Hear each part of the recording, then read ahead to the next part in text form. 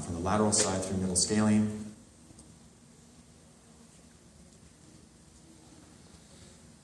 Heading a little bit towards C5. Not so happy with that. I'm going to reorient here once I get the needle tip. There we go. That's better. And doink. That's the sound it makes. Should anyway. All right. Pretty happy with that. Let's aspirate. And yeah, and you can see that we're clearly not in the sheath. We're pushing away the entire sheath and the contents and separating it from the middle scalene muscle. That's what I'm aiming for now, based on those histology data. All right, so closely related to this is the supraclavicular block, and we know that the supraclavicular block, or the brachial plexus in this location, has a sheath. It surrounds this cluster of grapes, and there are a couple of different approaches to how to put your local, or where to put your local in relation to this. So one school of thought is bring your needle in from lateral, and put your local below, and then a little bit on top. So you're kind of sandwiching the plexus, and it seeps through that sheath. Now the brachial plexus sheath is a diffusion barrier, but not a very good one. So if you put your local here, you will get a block, provided that you're not too far away. And we'll call this extrafascial. And this is the nomenclature that's been adopted. So there's another school of thought, though, that suggests that, hey, we should actually put that needle inside the cluster of grapes and blow it up. And this has been termed intrafascial or subfascial.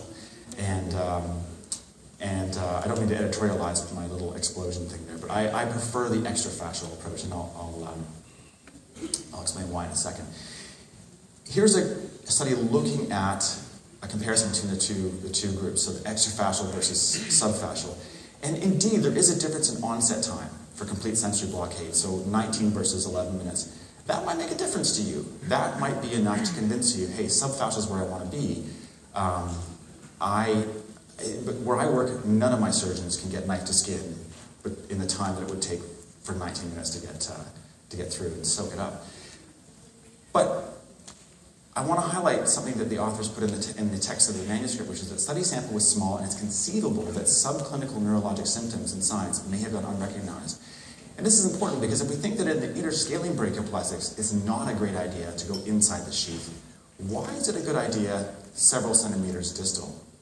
And I'm not sure, I'm not saying this is a dangerous block, I'm just saying it's something that I think we should think about and consider as part of our decision-making process. This is a different study, slightly different. It looks at what they call a double injection technique.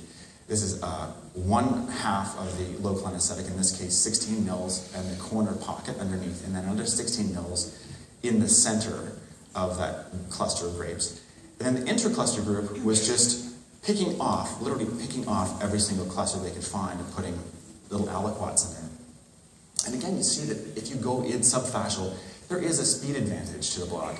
But again, I'd like to point out that sample size was too small, their words, to assess safety.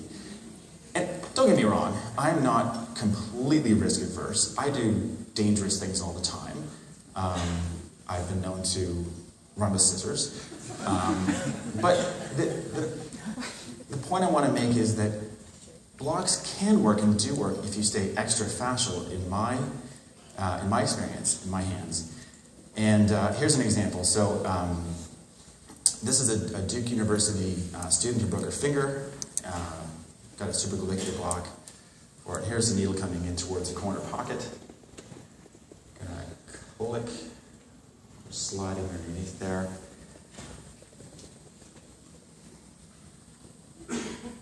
And you can clearly see that the whole sheath, and in fact the artery is being lifted up off the rib here, and we're outside the sheath, and then we'll come around and do a separate injection on top. This block took about 11 minutes to onset for surgical anesthesia. So I'd like to challenge you to consider the true value of going subfascial versus extrafascial. If that 7 or 8 or 10 minutes really makes a difference to your practice, then that's something that you have to consider. All right, I'm going to move to the lower limb in the last